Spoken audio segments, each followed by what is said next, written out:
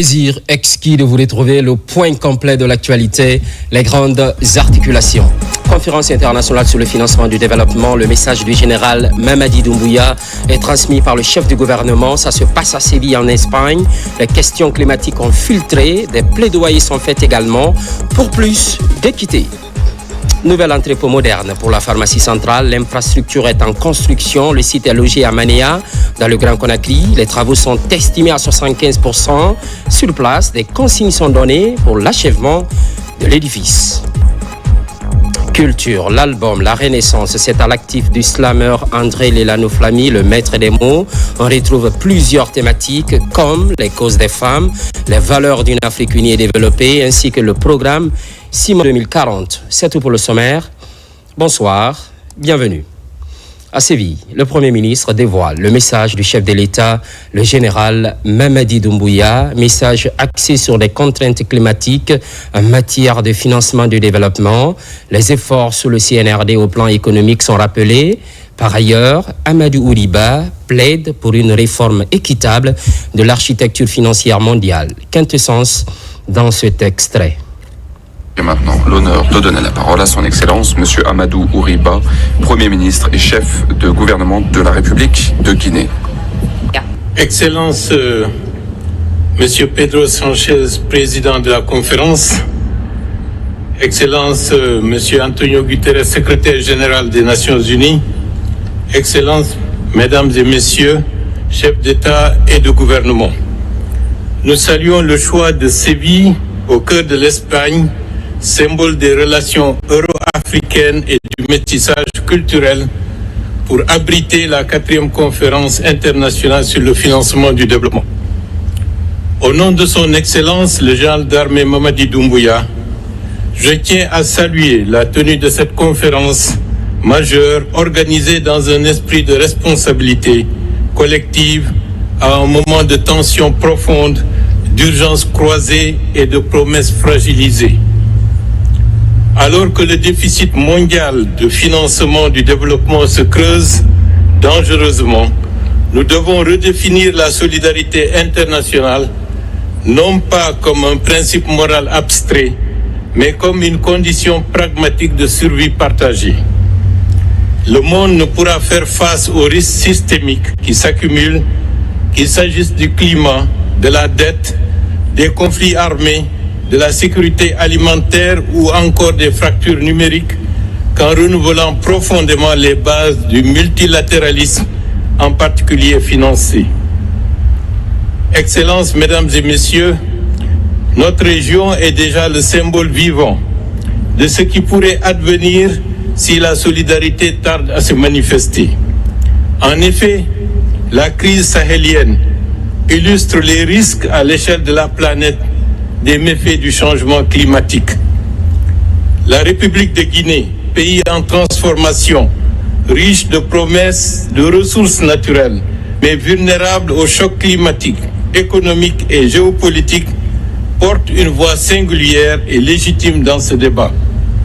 Nous sommes confrontés à une équation complexe, répondre à des besoins sociaux urgents, tout en assurant une transition économique compatible avec les objectifs mondiaux, en particulier ceux climatiques et économiques.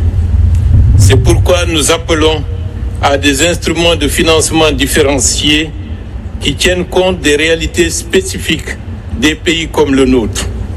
Une aide de développement qui ignore les efforts d'investissement vert ou les contraintes de vulnérabilité climatique n'est ni juste ni inclusive, encore moins efficace.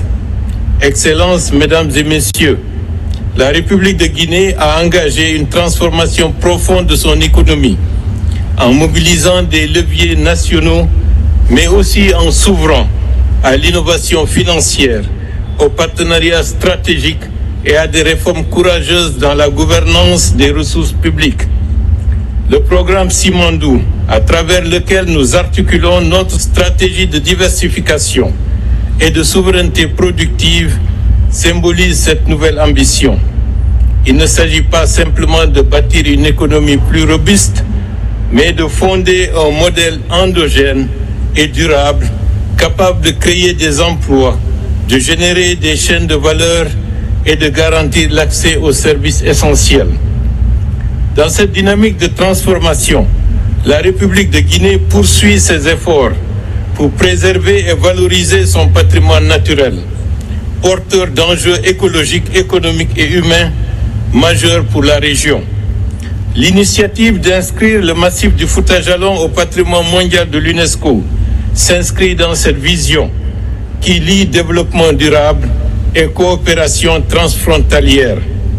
Elle traduit également notre volonté de renforcer la solidarité régionale, notamment envers les pays enclavés du continent. Fidèle à son histoire d'ouverture et d'engagement aux côtés de ses voisins, la Guinée réaffirme sa disponibilité à soutenir les dynamiques d'intégration en mettant à contribution son territoire, ses infrastructures et ses ressources au service du bien commun régional. La République de Guinée ne vient pas demander un traitement d'exception, mais une reconnaissance équitable des efforts engagés et des droits de chaque peuple à tracer sa voie vers la prospérité. Que la plateforme de Séville ne soit pas simplement un document de plus, mais un tournant concret dans la manière dont nous décidons ensemble de financer l'avenir que nous prétendons vouloir bâtir. Je vous remercie. À l'international toujours, Marrakech, capitale mondiale de la jeunesse du monde islamique 2025. 48 pays signent leur présence avec plus de 200 jeunes participants. La Guinée répond favorablement à ce rendez-vous interculturel. Le ministre Bogola représente le tricolore national. Moussa Komara, envoyé spécial. Alors que la température est à 44 degrés à Marrakech, les portes de Médine s'ouvrent pour accueillir le Forum international de la jeunesse autour du thème « Jeunesse du monde islamique, défi post-Covid ». Il s'agit là de renforcer les capacités d'innovation et de résilience des jeunes face aux crises. Cette cérémonie, on va le considérer comme un outil institutionnel pour approfondir le débat entre les jeunes et surtout entre les jeunes islamiques et les jeunes africains.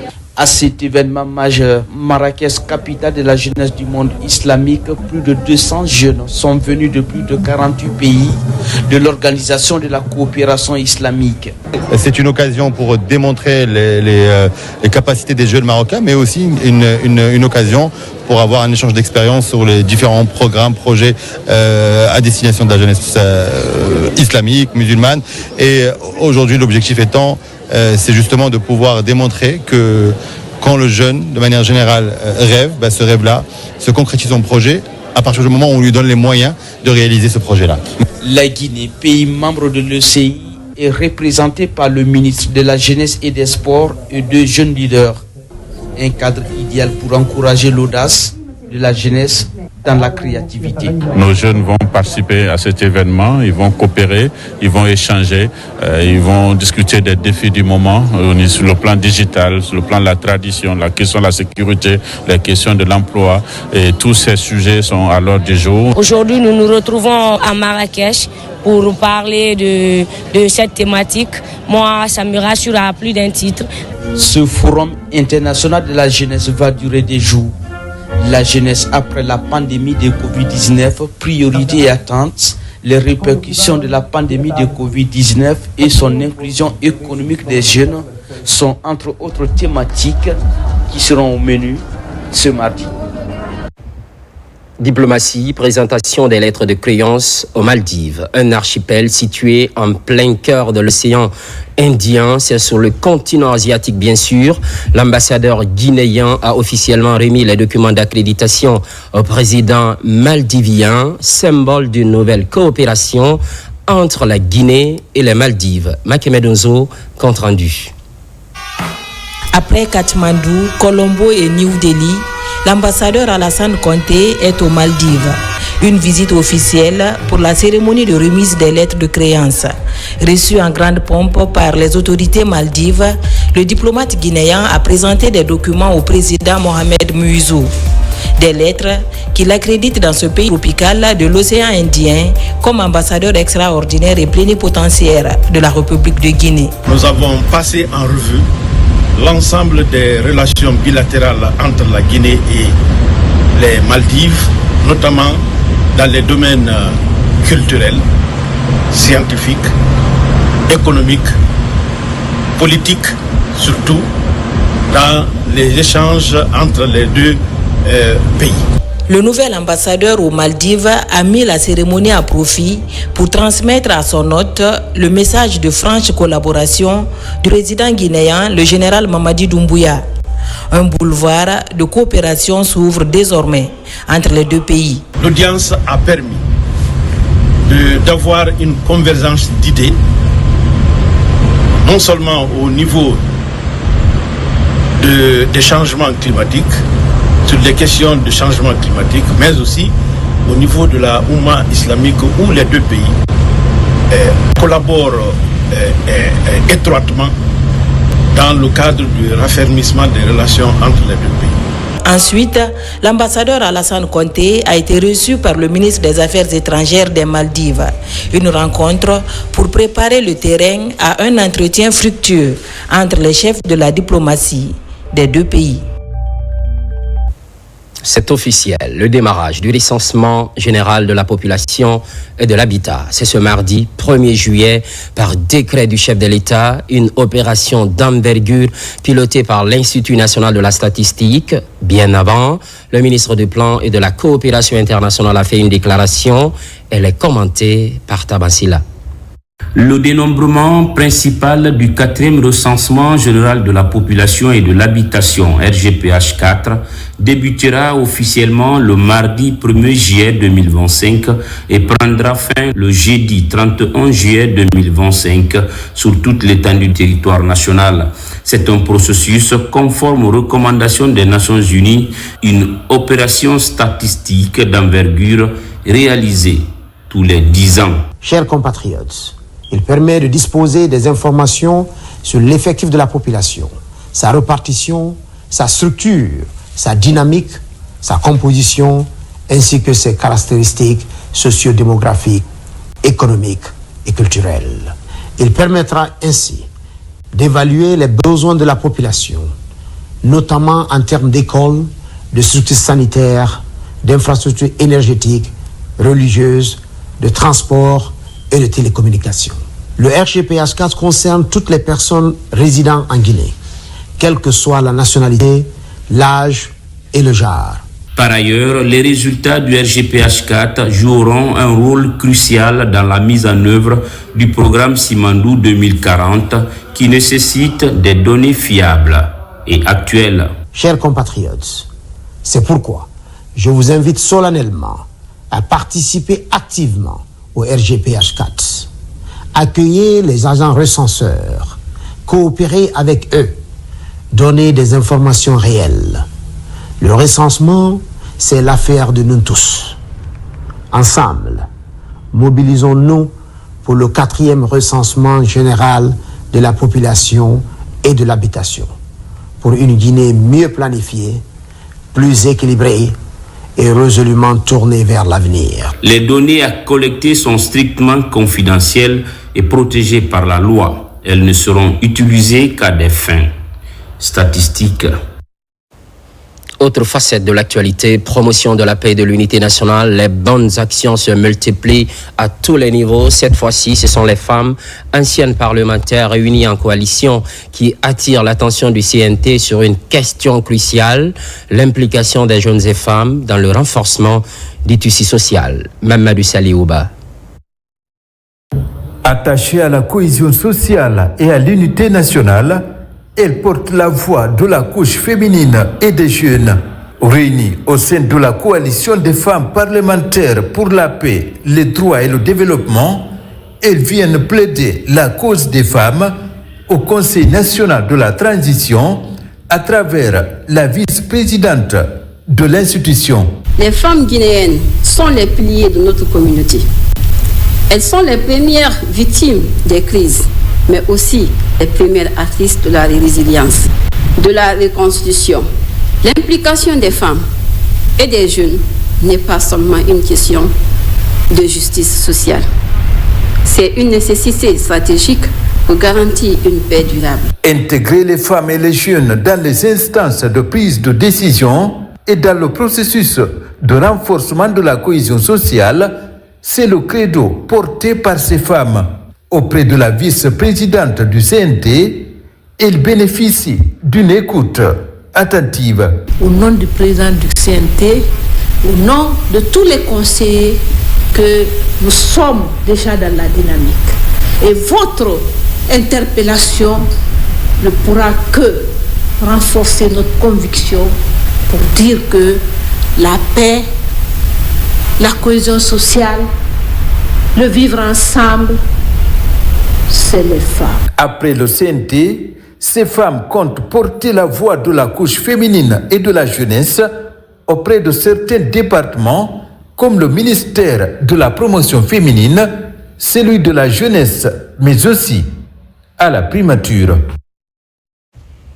Fini le mois de juin, période consacrée aux tout-petits. Elle coïncide habituellement avec la clôture de la journée de l'enfant africain. Et c'est le même constat cette année, une commémoration sur fond de plaidoyer pour les enfants. Mohamed de Kamara.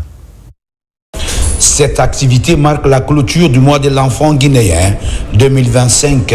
Elle célèbre également en différé la journée de l'enfant africain.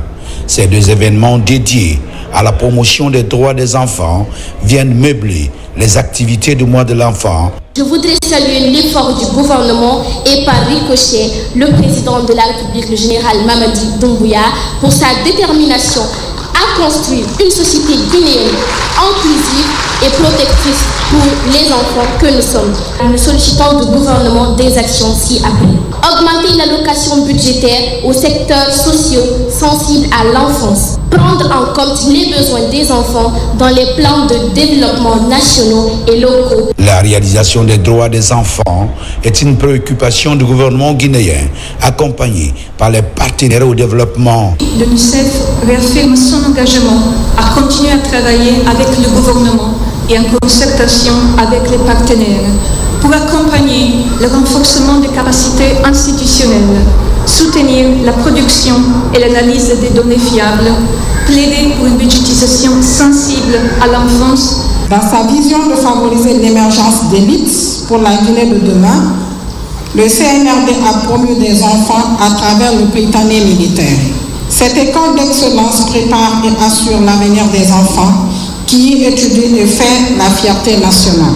Au nom de l'inclusion et dans le cadre du Simandou 2040, je porte la voix que la détection de talents puisse être élargie à d'autres horizons, notamment en zone rurale, afin de convertir le potentiel des enfants oubliés en talent, la créativité en génie. Pour accompagner le processus de digitalisation dans le pays, les orphelinats ont été dotés de matériel informatique. Également, la crèche de l'université de l'Abbé, à son tour équipée. Un panel de haut niveau intitulé « Budgétisation sensible aux besoins de l'enfant » a retenu l'attention des invités à la rencontre.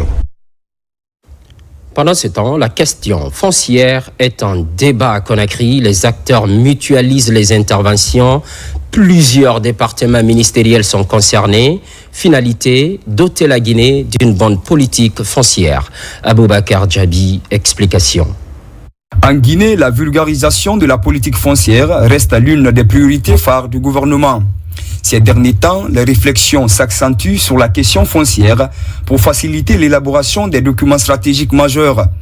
D'où cette rencontre de Conakry qui regroupe plusieurs départements sectoriels.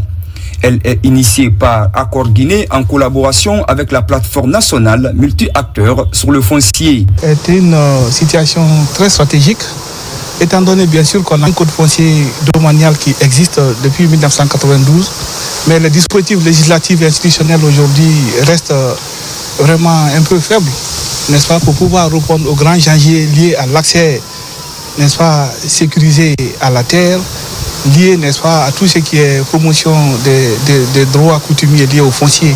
Donc c'est un problème.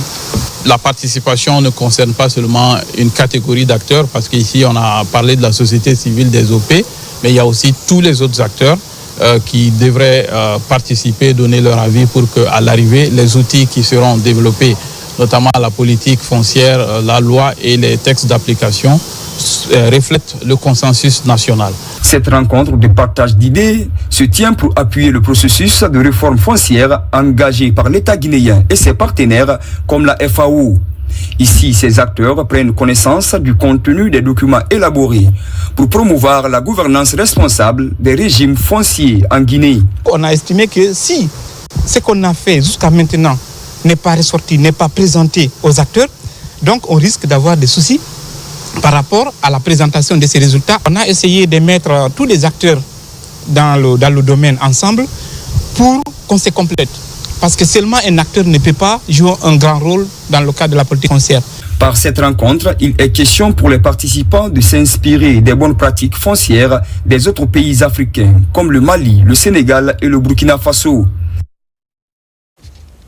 À présent, ce communiqué du ministère de l'Environnement et du Développement durable. Communiqué numéro 00001 MEDD CAB 2025 portant arrêt des activités de la coupe et du transport de bois en République de Guinée dans le cadre du repos biologique. À l'attention de mesdames et messieurs, les gouverneurs des régions administratives, le directeur général des douanes, les préfets, sous-préfets et présidents de délégations spéciales, les inspecteurs régionaux, directeurs préfectoraux et communaux de l'environnement et du développement durable, les chefs de section préfectorales et communales des forêts et de la faune, les chefs d'antennes préfectorales et communales de l'Office guinéen du bois, les chefs des unités régionales et préfectorales de la brigade de lutte contre la criminalité faunique et floristique, les chefs de cellules du Fonds de l'environnement et du capital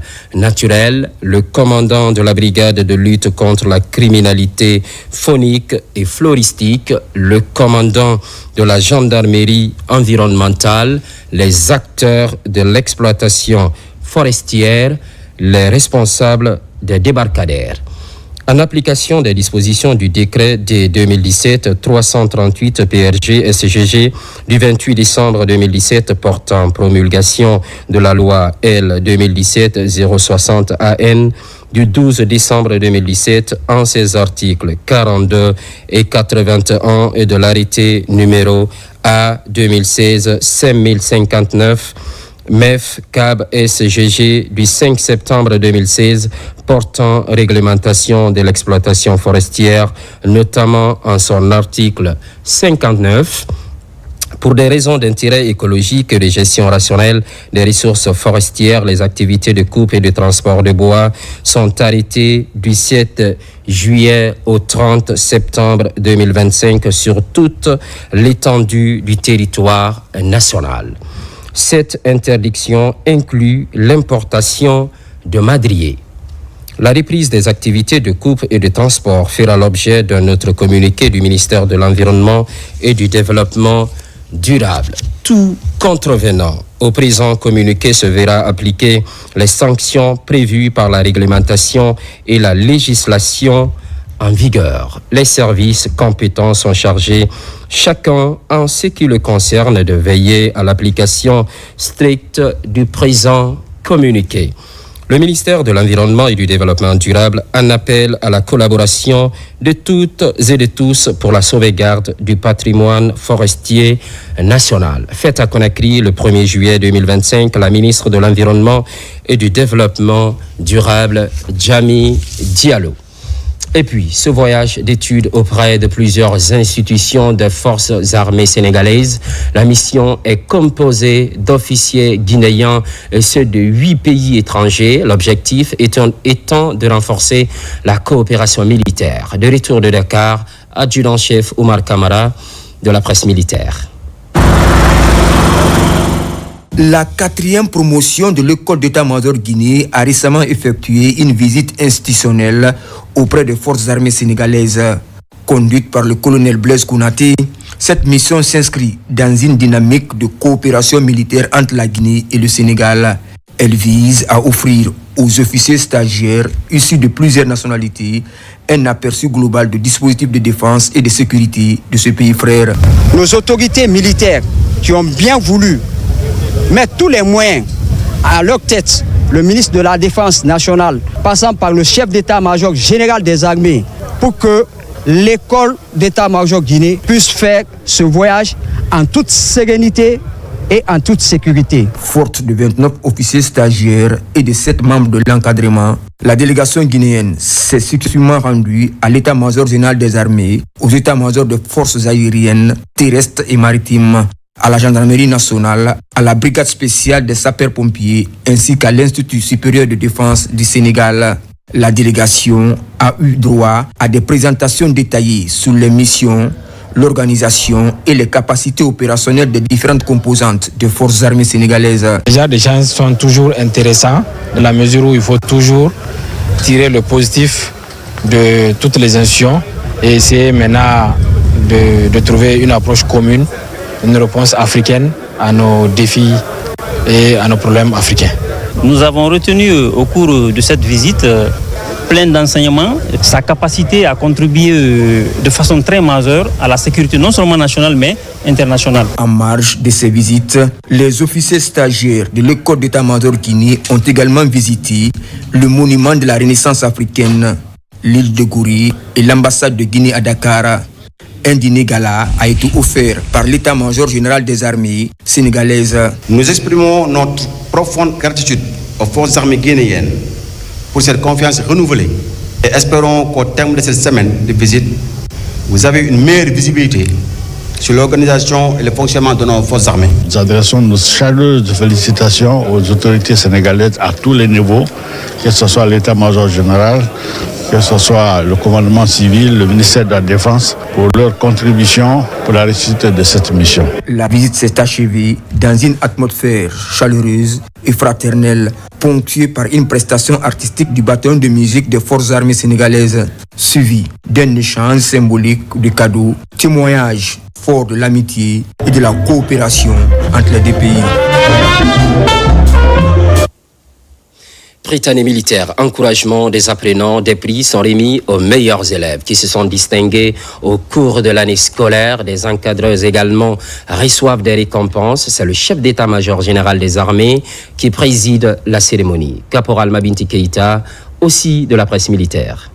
Après 9 mois de cours scolaires, les enfants de troupes de l'école préparatoire technique de Guinée, appelée Prytanée militaire, s'apprêtent pour les grandes vacances.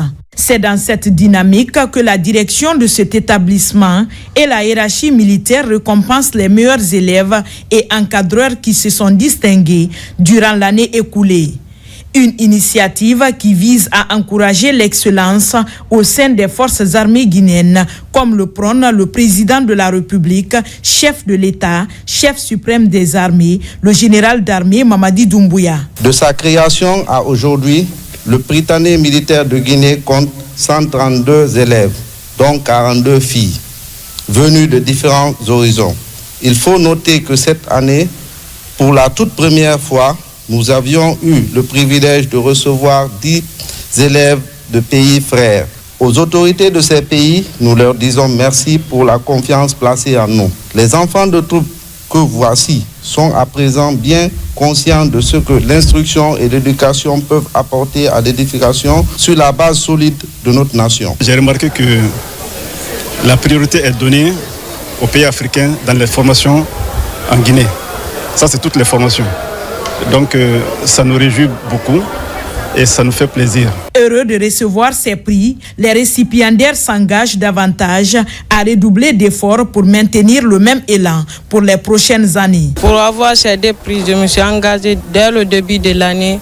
Je me suis basé sur l'éducation civique tout en respectant les ordres qu'on me donnait. J'ai reçu 3 prix, notamment le prix de biologie du major 9e et le prix d'excellence. Je dis aux autres filles de se fixer des objectifs et de tout faire pour les réaliser. Président cette cérémonie, le chef d'état-major général adjoint des armées a salué la présence des enfants des pays amis avant de les inviter à s'y mettre pour hisser haut cette école d'élite. Aujourd'hui, nous rendons hommage à celles et ceux qui, par leur assiduité, leur discipline et leurs résultats, ont su se distinguer. Ces récompenses sont non seulement des marques de reconnaissance, mais aussi un message d'encouragement pour notre jeune élite vers le chemin de la persévérance et du mérite. Je profite de l'occasion pour remercier les pays frères pour la confiance placée en nous pour la formation de leurs enfants. Depuis sa création en 2022, le Prytanée militaire de Guinée reçoit des enfants des pays de la sous-région. Ces enfants, avec une intelligence fraîche, ont présenté des projets innovants aux autorités militaires et civiles, ce qui a impressionné le public présent à cette cérémonie. C'est l'un des titres de cette édition. Nouvel entrepôt moderne pour la pharmacie centrale. L'édifice, pour le moment, n'est pas opérationnel, mais il est en construction. Le site est logé à Manéa, dans le Grand Conakry. Au dire des spécialistes, les travaux sont estimés à 75%. Sur place, des consignes sont données pour la finalisation du chantier. Hadia Toubari pour plus d'éclairage. À Manéa, c'est une course contre la montre pour la finalisation de l'entrepôt moderne de la pharmacie centrale de Guinée. L'évolution du chantier bénéficie d'un suivi rapproché des autorités sanitaires. L'enjeu est donc bien connu par les ingénieurs qui accélèrent les travaux.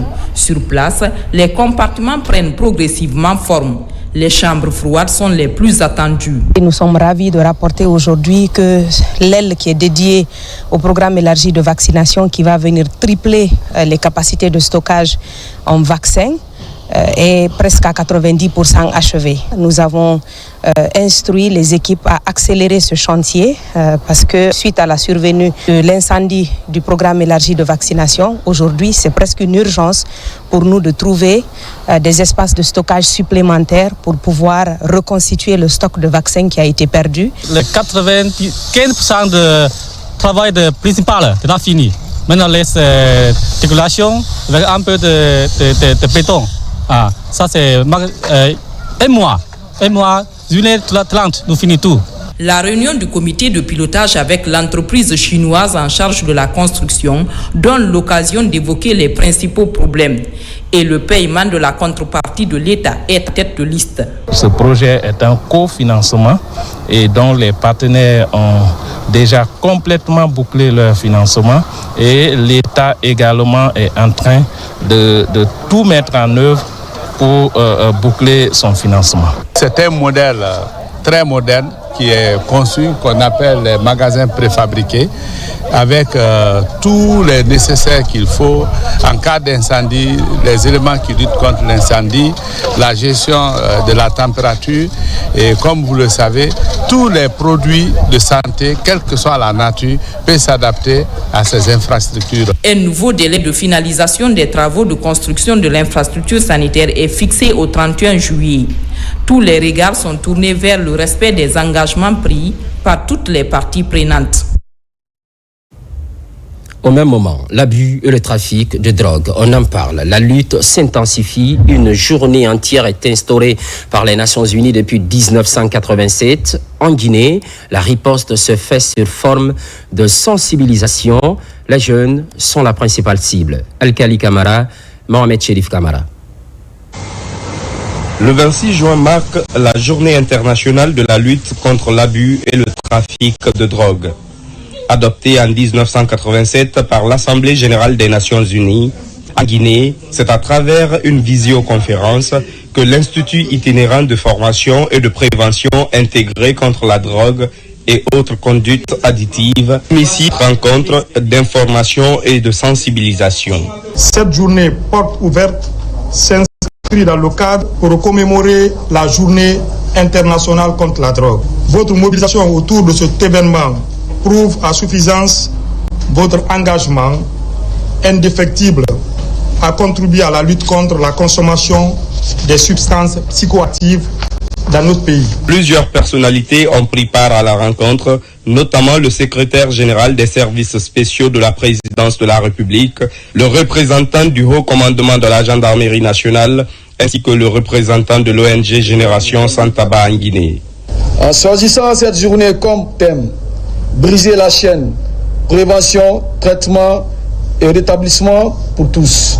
La Guinée reste encore de nos jours confrontée à la consommation abusive, au trafic illicite des drogues, et de la criminalité transnationale organisée. La Guinée étant un pays qui a ratifié les conventions internationales de la lutte contre la drogue et autres, notre ONG demande au gouvernement d'appliquer et de faire appliquer les termes de cette convention. L'Institut itinérant, démembrement du ministère de l'Enseignement supérieur, de la Recherche scientifique et de l'Innovation, est une institution qui a pour but la formation, la prévention et la lutte contre la drogue. À la baie, comme dans plusieurs régions, la délivrance des passeports biométriques est effective. Les opérations d'enrôlement se poursuivent sur le terrain. Soulagement pour les populations de l'arrière-pays.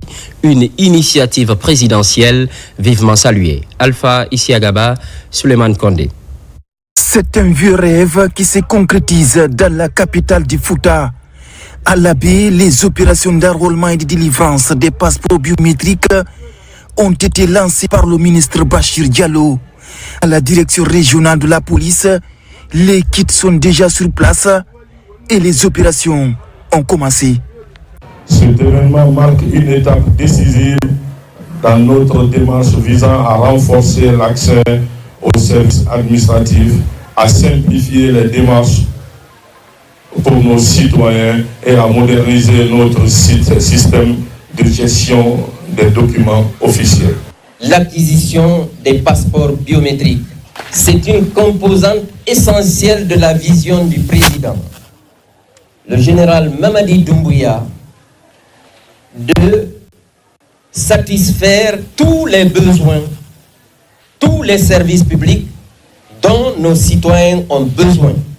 Dans un contexte de refondation, le rapprochement des services publics des populations est une priorité. Cette politique de modernisation de l'administration publique vient ainsi alléger les difficultés des populations dans l'obtention des documents officiels.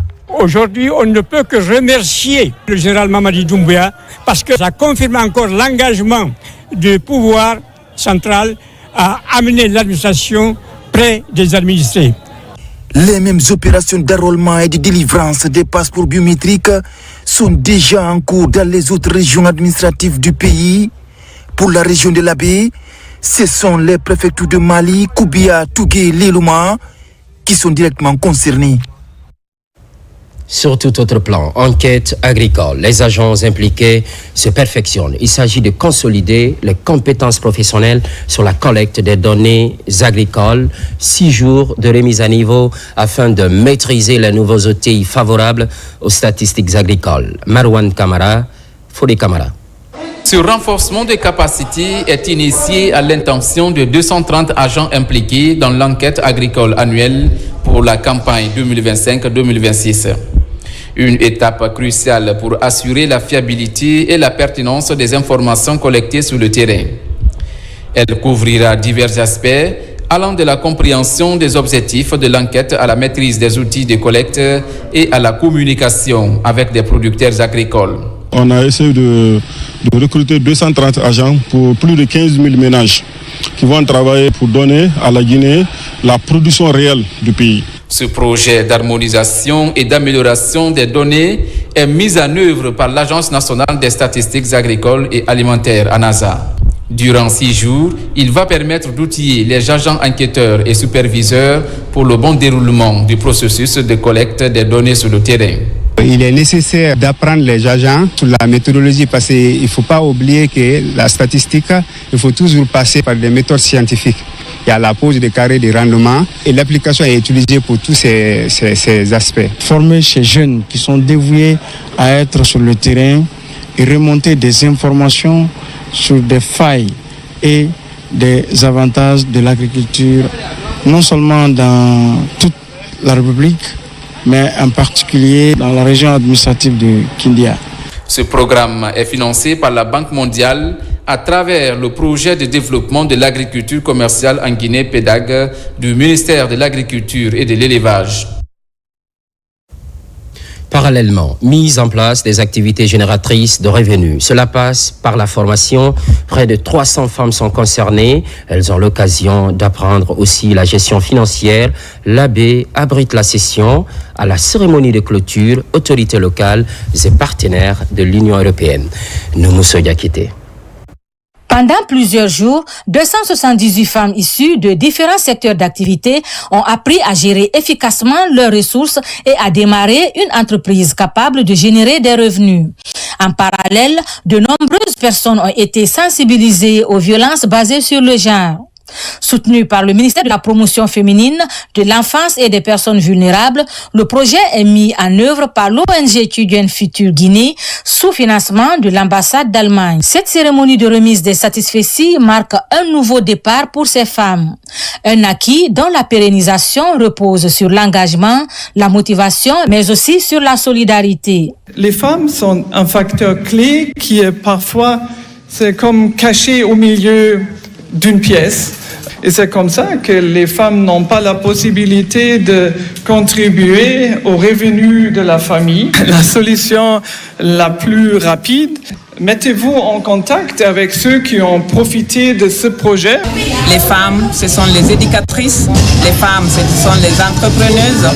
Et j'aimerais bien voir les femmes qui font ces savons-là, les femmes qui font la teinture là, voir leurs entreprises plus grandes demain.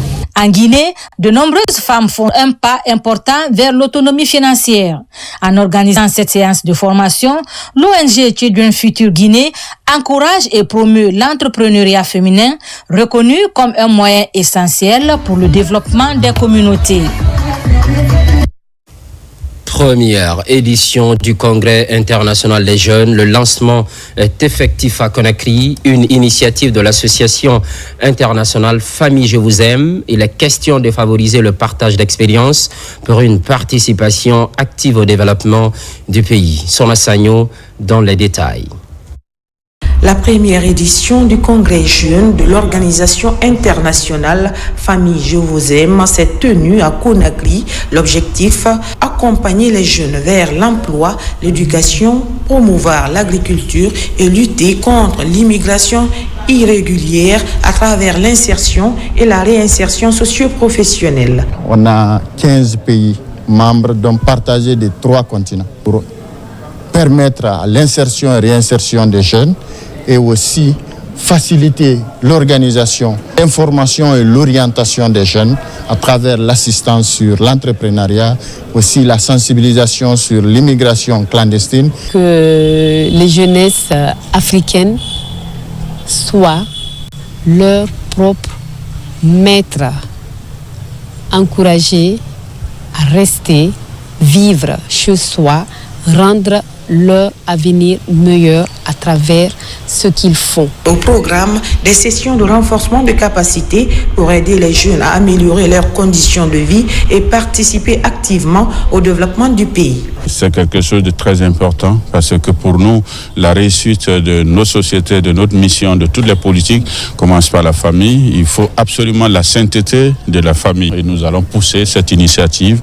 Nous avons donné beaucoup plus d'informations et sensibiliser et pour comment nous allons y arriver avec le soutien du président de la République, du Premier ministre, de tout le gouvernement. Le congrès a aussi été marqué par l'exposition du savoir-faire féminin guinéen et la présence remarquée de la sénatrice de l'État de Miami, Floride, en Guinée. Fondée en Haïti, Famille Je Vous Aime est aujourd'hui présente dans 15 pays, dont la Guinée. Violence basée sur le genre, la formation est privilégiée, c'est au bénéfice des acteurs locaux de l'ANAFIC. La session a lieu en Zérékoré, une démarche préventive des cas d'exploitation dans cette partie de la Guinée. Mohamed Salioupaï, correspondance. Pendant plusieurs jours, ces participants ont été formés sur les concepts fondamentaux liés aux violences basées sur le genre, à l'exploitation et aux abus sexuels.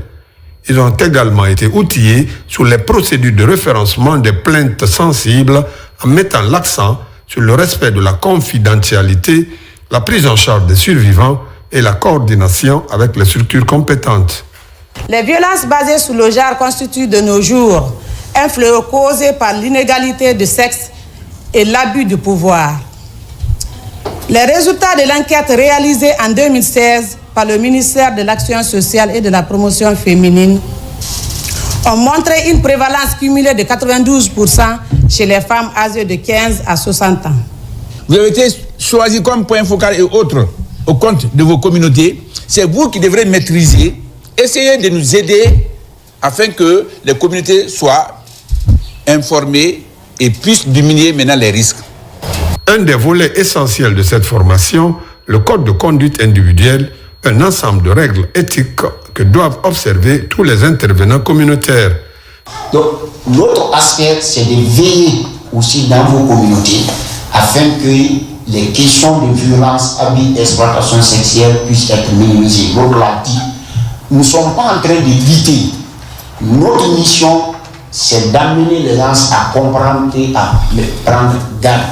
Chacun de nous a une obligation morale, juridique et professionnelle de veiller à la protection des bénéficiaires et au renforcement de la confiance entre les institutions et les populations. Cette initiative de l'ANOFIC vise la prévention des violences et la protection des populations vulnérables. On met le cap sur Mandiana, précisément à Sansando. Les besoins de développement local se font sentir sur le terrain. Une synergie est en gestation pour répondre à ce défi crucial. L'accent est mis sur la cohésion sociale. Djamokaba pour plus de précision. Très proche de Sigiri, la commune rurale de Sansando relève de la préfecture de Mandiana. Dans cette localité riveraine du fleuve Niger, de grandes retrouvailles des fils résidents et ressortissants pour une cause nationale. Avec beaucoup d'espérance, le rendez-vous est annuel pour multiplier des invocations pour le bonheur et la prospérité de la République de Guinée. Chacun exprime sa détermination pour soutenir le succès du pays. L'objectif était d'organiser des bénédictions pour les fils ressortissants et plus particulièrement pour le président de la République pour ses différentes œuvres. Toutes les bénédictions faites par les imams et des plaidoyeries formulées par la population ont été accueillies à travers le corps par les représentants de la famille présidentielle. Durant dans son ensemble se prête à l'ensemble des actions du président de la République et suivre de façon inobérable, de façon sincère, les instructions qui parlent du haut lieu, c'est-à-dire du général Mamadi Doumbouya. La rencontre islamique est l'une des feuilles de route de Sansando pour apporter un changement positif. À la première loge, le chef de cabinet du ministère de la Justice, en compagnie de la famille présidentielle. Depuis le 5 septembre, la refondation de l'État est en marche et tout se bouge à merveille. Donc nous, on ne peut pas rester comme ça parce qu'il faut venir implorer la grâce divine et pour que Dieu accepte qu'il continue vraiment sa mission régalienne. Pratiquement, ça s'est très bien passé et en tout cas, la mobilisation a été totale et ils ont formulé des doléances. Ils n'ont pas manqué de leur dire que c'est tombé dans de bonnes oreilles et que nous allons remonter les informations acquises de droit. Déjà, ils se fixent des objectifs à atteindre et profitent de l'occasion pour planifier ce qu'ils peuvent faire pour renforcer les valeurs islamiques et citoyennes. Un mot de culture. Le slammer André Lelano Flamy vient de se produire sur scène après son album Bandi Béré. Il dévoile son nouvel opus intitulé Renaissance ou Renouveau. Cette fois-ci, il défend les causes des femmes, les valeurs d'une Afrique unie et développée. Cerise sur le gâteau, le programme Simandou 2040. Voyons ensemble avec Saint-Martin Francine Adouno, Alpha Issi Agaba. Dans une ambiance à la fois chaleureuse et engagée, l'artiste André Flamy a procédé à la dédicace de son nouvel album intitulé Renouveau Renaissance. Plus qu'un simple album musical, c'est une œuvre militante qui interroge l'âme africaine, ses choix de société, les avantages du programme Simandou et défend les femmes. L'album Renouveau est une sorte de renaissance pour André Flamy. Vous savez que depuis un certain temps, j'ai fait du slam, j'ai fait des grands événements, mais il n'y avait pas d'album. Donc on a décidé de revenir avec des stratégies nouvelles, se renouvelant. Il y a des thèmes comme L'amour que je n'abordais pas, mais qui sont dans ce nouvel album. André Flammy a captivé l'audience par sa prestance, sa voix puissante et son charisme naturel. Alternant entre ses plus grands titres et des morceaux inédits, il a su offrir un show électrique mêlant afrofusion, pop urbaine et rythme traditionnel guinéen. On a voulu passer pour l'Afrique, l'union de l'Afrique, parce que l'Afrique doit travailler pour résister à la nouvelle donne de la géopolitique mondiale. C'est pourquoi tout cela s'appelle Renouveau. La prestation a été rehaussée de la présence des artistes de renommée, des femmes responsables et des administrateurs. Dans sa chanson, il rend hommage aux femmes et appelle à une réforme des mentalités, à l'accès équitable à l'éducation et à la fin des violences faites aux femmes. Certaines femmes bénéficient même des satisfecits. Je suis très contente par rapport à ce satisfecit. Je peux quand même dire qu'il n'a pas le combat que les femmes, nous les serviteurs équités, nous mettons. Ce nouvel opus ne se contente pas de divertir, il questionne, interpelle et propose des solutions pour une société meilleure. Sport, compétition nationale e-sport appelée FIFA Champions Guinée 2025. Conakry accueille pour la toute première fois. La compétition est dédiée aux jeux vidéo e-sport. 32 joueurs rivalisent d'ardeur. Sekou Gro Keita remporte le trophée. La régulation de ce sport virtuel intéresse les autorités. Abdoulaye Diallo. Ce coup d'essai aura été un coup de maître. FIFA Champions Guinée a tenu toutes ses promesses. Les 32 gamers ont compéti dans la ferveur du public et un seul a remporté le trophée. Sekou Gro Keita, âgé de 20 ans, décroche le trophée grâce à son art de manier la manette. Le jeune prodige empoche 20 millions de francs guinéens et 10 millions pour le finaliste, plus une console pour chacun. Une immense fierté d'avoir honoré toutes les attentes. Plusieurs pays ont de grandes sources de revenus. Chose due à ce jeu, la Guinée doit rentrer dans cette course inarrêtable dans laquelle nous les jeunes, nous devons être les moteurs, les acteurs de ce développement industriel. J'étais là pour remporter la compétition et qui s'est représenté la Guinée à l'international, mais malheureusement, je finis deuxième. Je suis tombé sur le plus fort que moi, il faut le reconnaître. Donc félicitations à lui, quoi. La performance des jeunes gamers honore les parents. Les organisateurs envisagent déjà de belles perspectives pour le e-sport en Guinée. Je suis très fière de mon fils. Aux parents d'enfants, de laisser les enfants de se recréer, d'assister les enfants dans ce qu'ils veulent. C'est de développer ces disciplines, de créer des tournois sur ces disciplines-là, de créer une ligue nationale avec la fédération et des clubs sur toute l'étendue du territoire national, exporter nos talents en Afrique et dans le monde. FIFA Champions Guinée s'inscrit dans une démarche ambitieuse de valorisation du potentiel économique, éducatif et technologique de cette discipline. Les artistes et humoristes de grande renommée comme Kandiakoura et Walisek du Sénégal ont émerveillé l'assistance par des prestations de haut standing.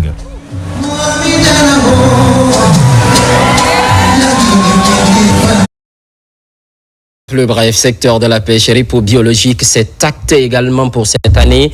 La mesure prend effet à compter de ce 1er juillet et c'est pour 2 mois. C'est à juste raison l'exploitation durable des ressources halieutiques. Réaction de la ministre des Pêches à suivre dans nos prochaines éditions. L'actualité évolue sur la Guinée, notre paradis, terre de richesse et d'innovation. Constante fidélité à toutes et à tous. À très vite.